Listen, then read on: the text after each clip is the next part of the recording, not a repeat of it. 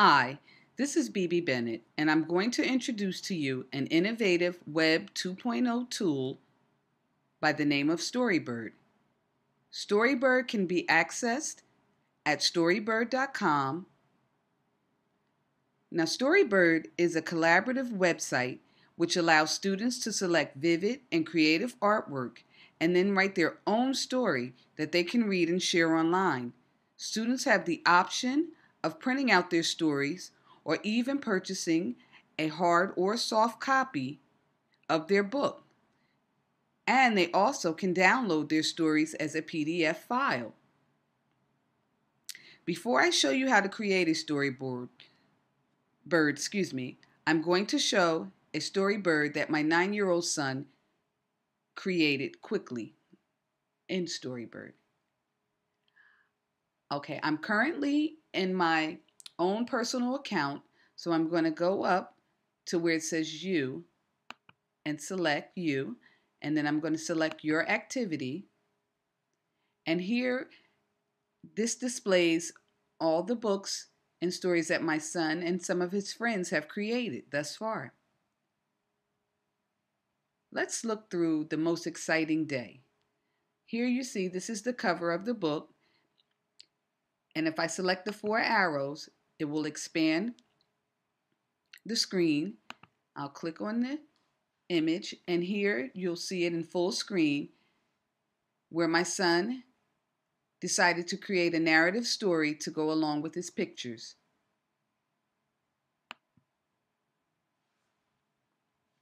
Now, Storybird can definitely be used to help students work on their writing skills, such as descriptive language, dialogue, grammar, and punctuation.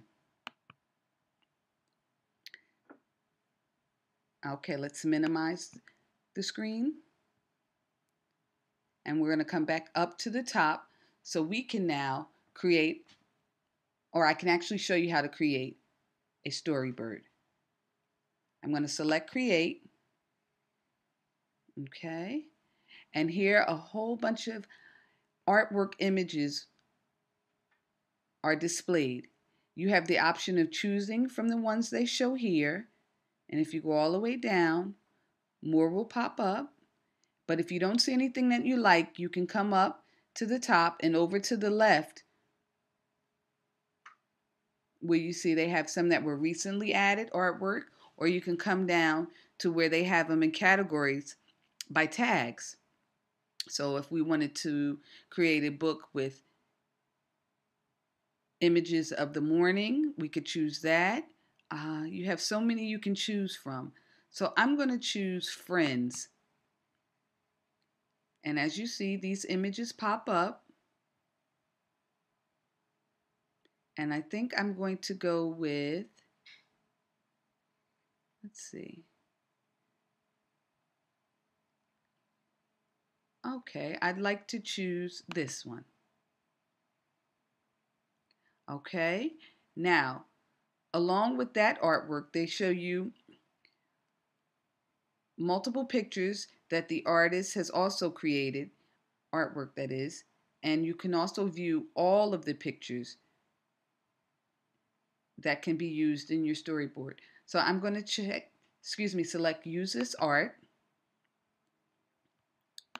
select for a story, and voila, our storyboard appears. And here in the center is going to be the main page that we're working on. To the left, as well as to the right, are artwork images that we can select to be in our story. Now, you can move the images about to see other images. You can click on it for the images to expand to get a better view of them. Okay. Down here at the bottom is our dashboard where you can see the cover page and the other pages that we will be adding. You have a button to allow you to remove pages as well as a button to add pages. So right now I'm going to take the opportunity and add some pages. Okay, I'm going to come back up to our storyboard, and here you see a text box popping up whenever you are on this page with your cursor. Now, with your pictures, you have the opportunity to actually take the picture. You would drag it onto the board. You could set it in the middle where it would take up the whole page, or you could take it and, as you can see, it'll be on the left side, or you could place it with the text box on the right, or you can move it to the right and have your text box to the left, or you can take it, move it down, and your text box will be above. I like how that looks, so I'll leave it that way. And then here, all you have to do is click in the text box and you can begin to write your text. As you see, it says that I'm on page 4 and I actually want to be on page 2. So I'm going to take my image from here. I'm going to select another image. Let's see.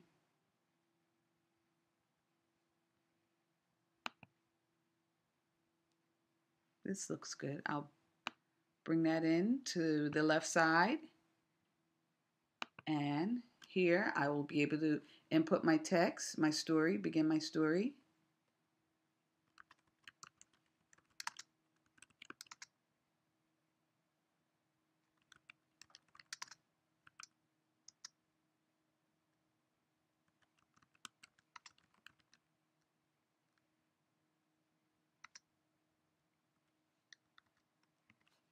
Then I'm going to select page 3 and I'll look for another photo.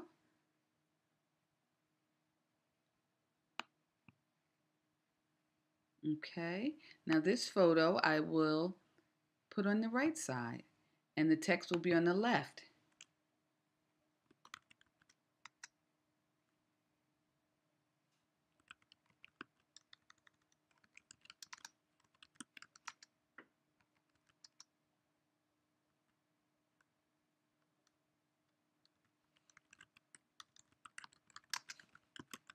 Okay, and then for page 4 we have the mother holding the baby, and for this one I'll insert text.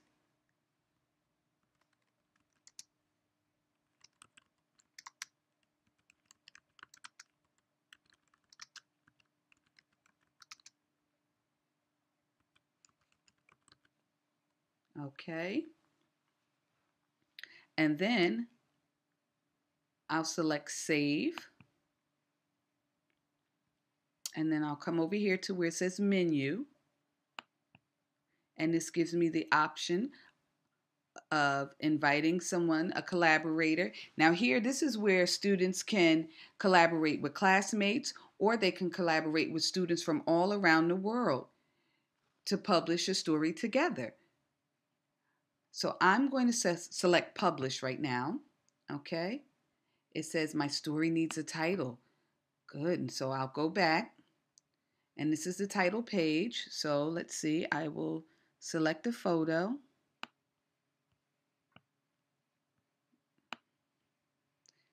Actually, first I have to select what type of page I want to use. And then I'm going to come in with my photo. And I'm going to put in the title.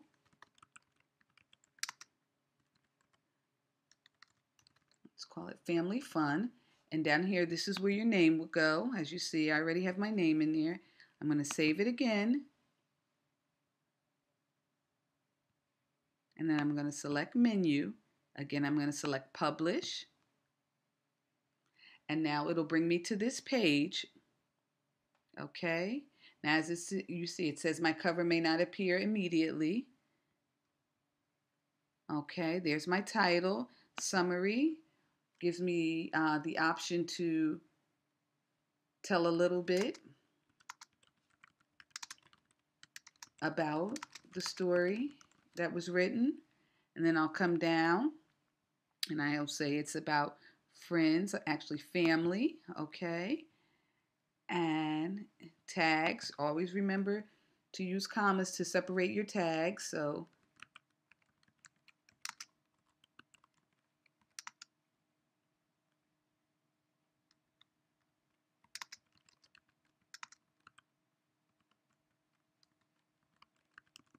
Okay, and then I'll come down. Now here, they're asking for the age of the child who's created the story. So let's say the child is between the ages of 5 and 7.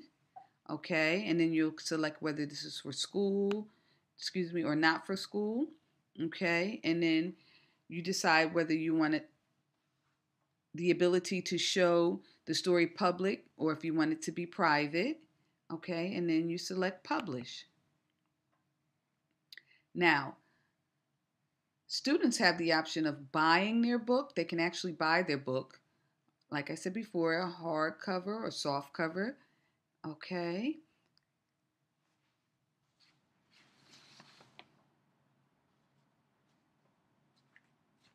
And here's my cover. And let's look at the book. Page 1, page 2, page 3, and page 4. Okay, everything looks good. Okay. Now, please remember, I would like for you to keep in mind that this is a public gallery, so you don't want to use your kids' names or the school's name, in order to guarantee online safety for your students. Okay? And as a teacher, you have the option. Let me go to my account, and then I'll go to, let's see, classes. As a teacher, teachers can actually set up an online classroom where they can input students' name and they can give them usernames as well as passwords, okay? And let me show you what this looks like. Here's the student's name, their username, and their passwords, okay? And let's go back home. Okay. And let's select you. And I'll go back to my activity. And once again, it'll show all the books I've created, or actually that my son has created, okay?